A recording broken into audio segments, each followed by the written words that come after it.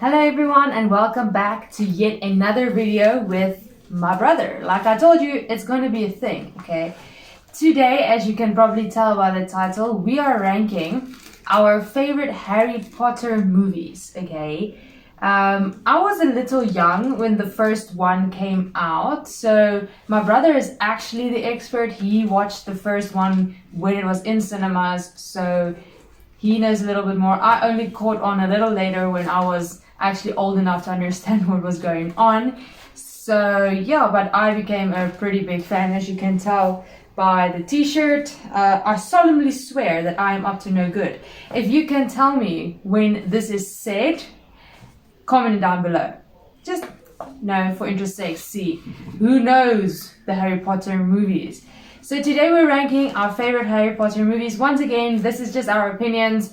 We obviously like all of the movies. He owns all of the DVDs, so we like all of them. We appreciate the effort that goes into making these movies. This is just our opinion, how we feel about the movies. So since last week he started, I'm gonna be starting this week with 8. Okay, so you know technically there's only 7, but they did divide the last one into 2 movies, so we're gonna do 8, and we're gonna start once again from our least favorite to our most favorite. So number 8 for me is number 3, The Prisoner of Azkaban. So the reason for this is, I know the importance of introducing the character Sirius Black, obviously, as Harry's godfather. It's an important part of the story. It's just that that's not like the whole story is about Harry Potter and Voldemort, or he who must not be named, if that is how we're gonna say it. It's just this third movie, Prisoner of Azkaban. Yes, it delves into Harry's backstory, but there's not really any, I don't know, there's just not, I don't know how to explain it. The bad guy isn't the bad guy, and the real bad guy gets away. It's confusing, and it just doesn't fit in with the Voldemort dynamic. Obviously in number 4 we get it, but just as number 3, if you've just seen that, I just thought, yeah. So what is your least favorite Harry Potter movie? Well, we actually agreed on the least favorite one, which is mine's also number 3. Also, most of the time it's the same reason, but also feel that it's also necessary. So you sort of know where Harry's background come from, and they make Sirius out to be the bad guy, but in actual, as you heard, he's not the bad guy actually, and there's a little bit of a Voldemort vibe-ish, but it's not as Voldemort is not really that present in the film. So number 3 was just was necessary because just to find out a little bit of the history where Harry Potter's heritage is from. So yeah, still a very good movie though. Okay, so now we are going to number 7, and this might surprise some people, but for me it is number 6, or The Half-Blood Prince. Once again, it's a little confusing in a sense. So all of a sudden Dumbledore is just taking Harry on these quests to find Horcruxes, and it's strange. I don't know, the whole Dumbledore Harry dynamic in number 6 is a little weird.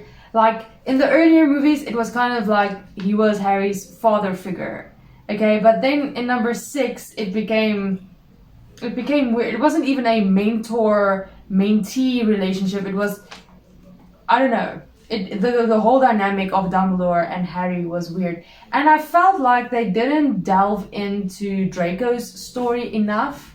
I mean, I feel like that was a really good chance to create a very dynamic character with Draco Malfoy. Because we've seen Draco as kind of the bully, the bad kid in the school.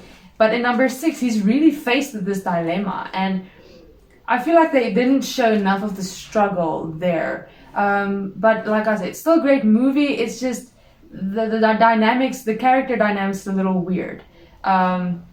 Also the way they introduce the romance in number 6. Like obviously they're growing up, they're teenagers, there's going to be romance, I get it. They just introduce it too abruptly. There's not any build up to a romantic situation, and then it's just everyone's kind of freaking out about it. So it was more the story wise that number 6. Obviously the effects in number 6 are brilliant, but it's more story wise for me with number 6. Okay, well, we're gonna differ here, but for me, number 7 is the first one. Just because it's a new story. It's just starting off now, and although it's a great movie and it's a movie I always remember, it's more or less the same as any other movie, but the story is about introducing this kid, and how he's growing up, and his bad parent, like his step family, or it's basically his aunt, or like his aunt, yeah. So it's more like a starting off film. So you're just getting to the story now. It's just like the story basically hasn't started to get that exciting yet. Yes, exactly. And so there's like what they would call the beginning, and now you're just waiting for the next ones to come out. So that's why it's number 7 on my list. Okay, well, we weren't too far off, because number 6 for me is actually number 1, the Philosopher's Stone. Like he said, it's because it's kind of the start of a story, and if you saw it in cinemas without knowing the second one, it was basically just the beginning of a story. It was not all the excitement that is linked with Harry Potter yet. It was the introduction. Okay, it's just like the pilot episode of any series. They're introducing the characters, they're trying to start the story, and sometimes they're great, sometimes they're a bit mediocre. It was a pretty good movie for the time that it was made. Like I said, I was even too young at the time that number 1 came out to watch it. So for the time, I feel like it was brilliant, but obviously in the great scheme of things, the whole franchise, it probably wasn't that exciting. Okay, so number 6. Okay, number 6, I would just go for the follow-up one, the Chamber of Secrets, number 2.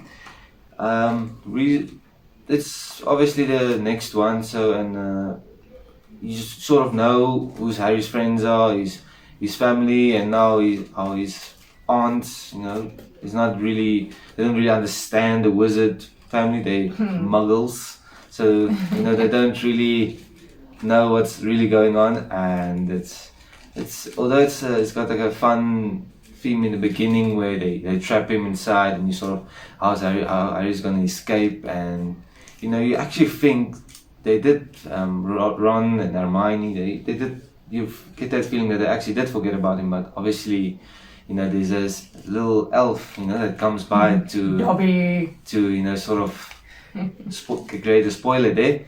And yeah, so in the end it was like a dark film. It was a little bit long though, but in the end was still good enough to follow the story. Good build up. Okay, so we are number 5, okay? We're getting there.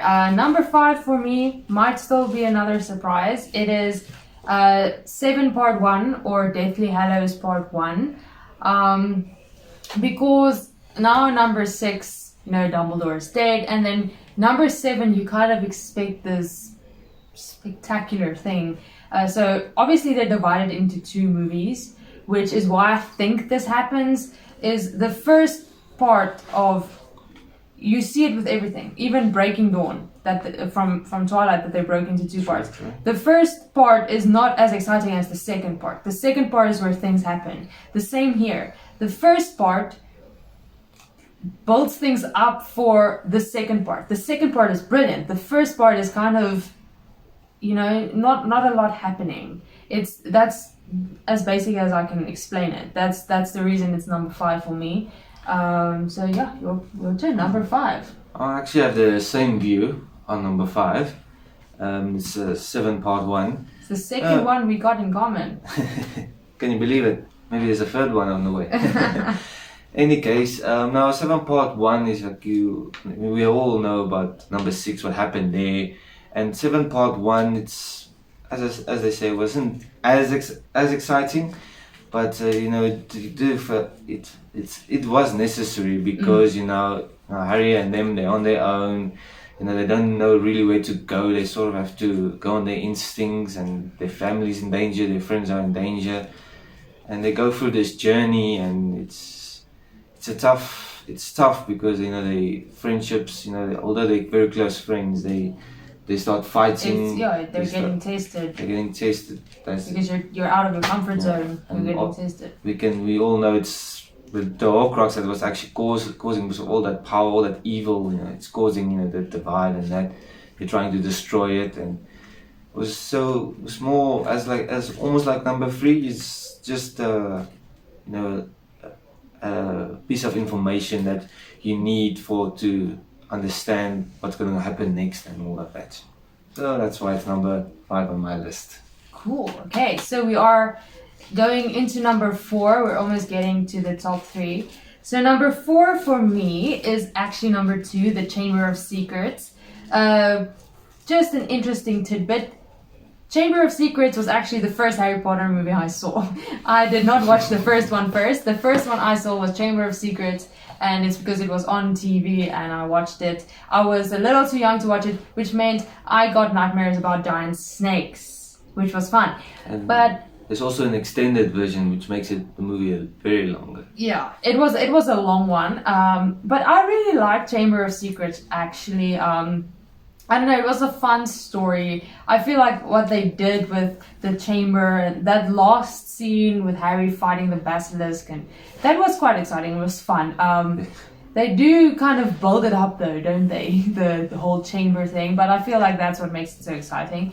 But yes, Chamber of Secrets will always have a special place in my heart because it's the first one I saw. But like I said, within the range of the franchise, it wasn't the best one, but it was definitely an exciting one. So that's why it's number 4 for me. Okay, number 4 is actually the Goblet of Fire, so 4-4. 4-4, okay. That's what a coincidence.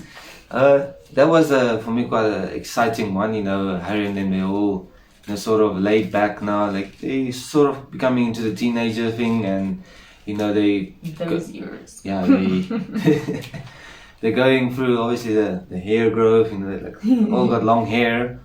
I wish also I had long hair, by the way. But in any case, now they're going to the Quidditch World Cup, which is quite exciting, and you know, they're all fun and games. And then obviously in the camp, you know, there's some dark things happening, and you know, you really get the Voldemort vibe, and in the last bit, Voldemort actually came to life. You know, all the routine, all the rituals they had to do to bring him back, and that's why it's actually number 4 for me, because you know, now actually you see Voldemort he's not dependent on anyone else. He's now his own form. He don't need anybody to do anything. So that's just where things start to heat up now. That's why it's number 4 for me. Speaking of heating up, we are officially in the top 3. So our top 3 favorite Harry Potter movies, these are the best of the best according to us. So we're going to start with number 3. And for me, number 3 is also number 4, the Goblet of Fire. And like you said, it's where things start happening. Voldemort is coming back, things are getting scary. They're bringing in different elements like the Quidditch World Cup, which was really fun, just showing a different side of the wizarding world, the fun side, you know, the tent that's actually a house. It's just exciting. It starts off on this high note, this exciting note, and then they kind of just bring in all these dark characters, which is really exciting. I mean, Alastor Moody, you can't forget him. He is brilliant. So I feel like you said, number 4 is where things start happening, and that is why it has to be in my top 3. And I mean, who can forget the Yule Ball, Ron dancing with McGonagall? That was it was brilliant. There was a lot of comedy also, I feel like, included with the seriousness of the movie. So I feel like number 4, they really started finding their feet. They really, you know, knew what direction they wanted to go. So number 4 definitely had to be in my top 3. And just building on that, like imagine if we all could have tents like Harry Potter, you know. I would go camping every day. Every freaking day. I wouldn't mind camping anytime. Yeah. And they will ask like, why? How can you fit in that tent? Like, oh, don't you worry. Imagine. Okay, getting to my top 3 now. I would actually say number 5 starts off for me. Now, as we know, in the end, number 4, at the end of number 4, Cedric died, and because Voldemort killed him. But everyone is denying the fact that Voldemort actually is dead, because Harry saw what happened, but no one wants to believe him except Dumbledore. But the Daily Prophet, the evil prophet. But they twist the information. They say no, Voldemort's not back. He's not back, and Harry is going for this constant struggle. He feels like no one's there for him. No one really understands what he's going through, and obviously, his friends want to help him, but he just feels in that dark place. But luckily, he meets Luna to tell him that there are actually people who care about him, and then he just starts opening up, and then love Luna. And they create their own gang, if you want to call it, and everyone just starts fighting back, and they know the seriousness. And obviously, in the end of number 5, the Ministry finally saw that Voldemort is actually back, and then they had to. Well, that how can I say this? Things just got real. Yeah. Okay. So, we're almost at number 1, but first, it's time for number 2. My second favorite Harry Potter movie has got to be The Deathly Hallows Part 2. Like I said, it was one of the most exciting. It's where things happen. It's where, this is it. This is the final battle. Harry has got to defeat Voldemort now. He's got to defeat him now. There is no more time for anything to happen. This is where they make a stand. This is where things happen. Things have got to come to an end. It's the conclusion, but they made the movie really, really well. So I really like a good ending to a story. So the fact that they did this so well is brilliant. He has finally have to come face to face with this darkness that's been haunting him basically his entire life. And you can destroy all the Horcruxes, but eventually he had to come face to face with Voldemort.